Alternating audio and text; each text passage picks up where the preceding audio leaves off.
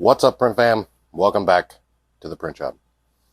As I contemplated what I wanted to share with you this week, it's hard to put into words or emotions like the sheer weight that I'm feeling right now.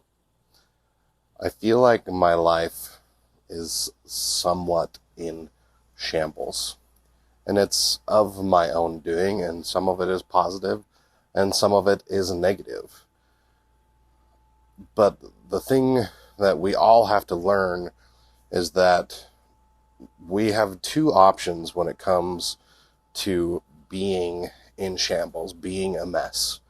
We can let it break us, or we can let it make us better. I'm trying to let it make me be better. Now, the office is a mess. We've got tumblers everywhere. We've got golf balls. I hired an assistant. I hired a sales guy. And things at home are problematic because I work too much. And I'm trying to fix that. And we need to recognize problems that are in our business, in our life, in our relationships, and just try to do better than ourselves. Don't look at other people. Don't judge yourself based off of them. Just do better for you. Do better for your family. Do better for your business. Now, let me go into a little bit more detail about the salesperson and the assistant and the pain that that's causing. Now, I use software to help me with my business, but it frankly is not adequate enough. Like, I use Monday.com, Pipedrive.com, QuickBooks, Zapier, Sage. I have all these different bits of software that help me accomplish my job. Penji, the design service, like all these things, which there's some fun things happening with Penji that might be of interest to you. So make sure you look for that in the Facebook group and other places. But most of the actual process is in my head. And getting that on record of not necessarily the right way or the best way, but the way that I've been doing it, so we can make better processes or do things in a better way or more impactful way, has been really hard. Because I know that when I go through my flow of, it goes from Pipedrive to QuickBooks, and it uses a Zapier automation to input the invoice automatically. I just know that I have to go edit the customer to change the display name and tweak this and do that. And when you hire someone to do something and it's to you normal, a no-brainer, something you don't think about, it's suddenly something that has to be thought about. It's also like with the lasers. If I turned off the hotkey automation that loads a job, Taylor's not going to know how to load the job on the laser. I need that process written down. And it's part of the reason why I feel in so much chaos right now, because I'm training a sales guy how to do his job. I'm training an assistant how to do their job. I'm then having to take all the things that I do and actually write them down, make a process, and it's really painful. The pain is going to be worth it, and it's going to make the business better and the company better, but it's really hard. So my advice to you, if you're in a smaller stage than me, or even a bigger stage than me, make sure you're starting to write stuff down. Make those, they call them SOPs, Standard Operating Procedures. Write them down, whether it's video, whether it's screenshots, whether it's a combination of everything. Write down the process so that when it comes time, there's an easy way to pass that information, pass that training on. Now, the benefit to you guys is because I'm going through all of this pain, it's going to help me be able to help you guys more, because some of the things that I will be training on will be helpful for you guys, and I'll make it available to you. But know that it's okay. Like, I literally am like doubling my operating expense with the intent that it's going to eventually buy back my time. It'll give me that opportunity to be a better dad, be a better husband, be a better boss, be a better resource for people that need our services. Yesterday, I took the salesman out. We made a delivery to a customer, and it was just nice. It was nice to be able to get out of the office, be able to talk to some customers, and basically the point was I was showing him, okay, this is how I interact with customers, this is what I do. And the guy that I hired, he's done sales before, but he's been a door-to-door salesman.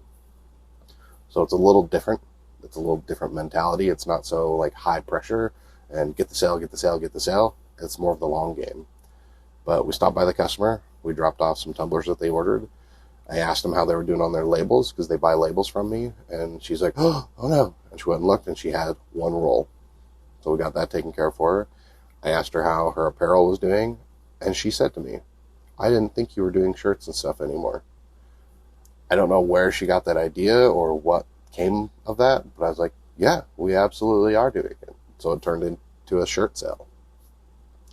Next, I wanted to show him kind of a warm lead, someone that my brother had introduced me to before, but I had never actually talked to about what I do and the products and services that I offer. So we stopped by their business. I showed him a project that we did for my brother, for them, and the owner actually came out, said hi, and I just said, hey, like, I know I haven't really talked to you, and like I said, not to be salesy, but to be salesy, do you have any print, promotional products, anything we can help you with?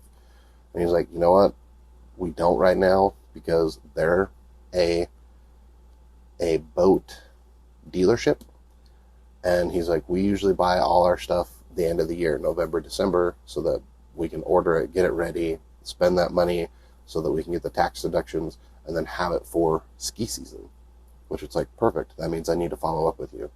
And I was like, great. Is it all right if I follow up with you then? He's like, absolutely. He's like, actually, I do have a pain point. You can actually see it right there. There's a flag. The flag, when you're boating, if you're skiing, wakeboarding, whatever, the boater falls, you're supposed to put the flag up. Well, the company he ordered them from, it's literally a vinyl banner that's stapled to a PVC pipe. And it's a printed vinyl banner. And so it's a very like dark, burnt orange color. And he's like, I want neon orange. He's like, I don't really care what the material is. I don't care how it works. I prefer the handle be a little bit longer, but this is what I want. And I was like, great, can I borrow this? He's like, well, you can just have it. I'm going to take it back because it gives me that opportunity to see him again. But it shows that, like, the one thing I was trying to, like, get across to my sales rep is this business, and this is what I want you to understand, this business is 90% relationships.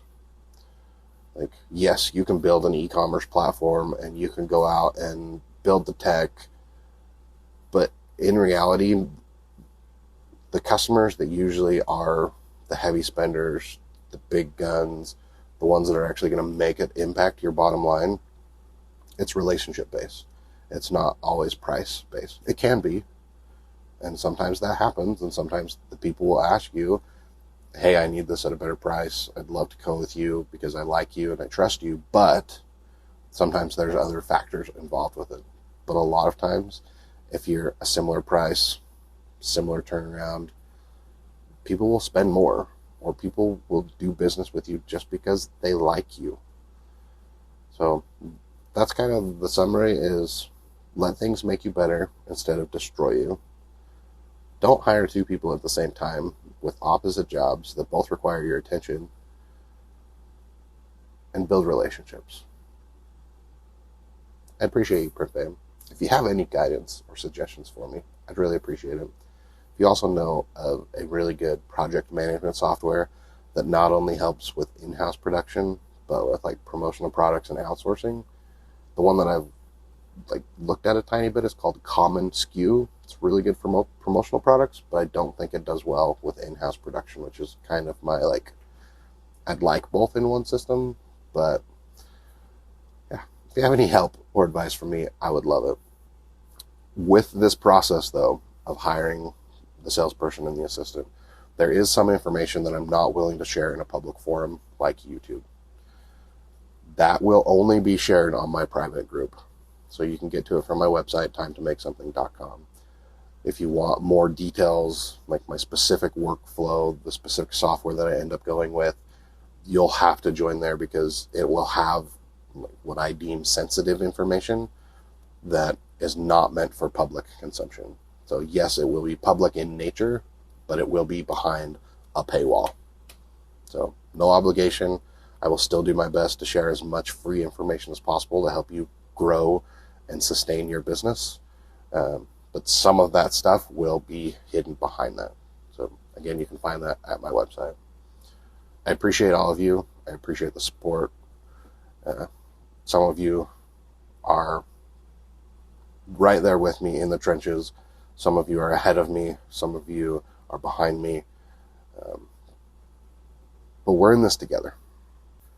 Thanks, Proof Fam, and we'll see you in the next one.